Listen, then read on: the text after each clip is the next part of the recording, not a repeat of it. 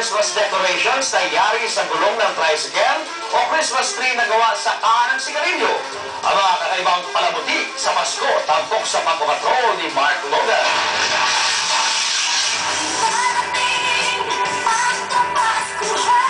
Mula sa National Highway, mapapansin mo na ang mga kakaibang palawit. Nagmumura ang kulay pink. At kapag narating mo ang kanilang barangay, mapapakanta ka ng makulay ang buhay.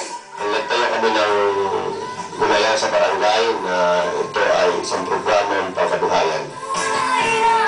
Kung titingnan mo, pwede na silang magtayo ng gulong ng Palad Foundation sa dami ng donors nila ng gulong. Pumunta kami sa mga iba't ibang organization niya para humingi kami ng makagulong. At ito, puspusan ng trabaho, 24/7 parang call center agents, parang Pasko maging memorable event.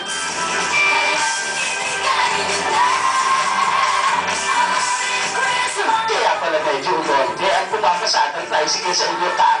May shortage na ng gulong. Teka, bakit nga ba pink?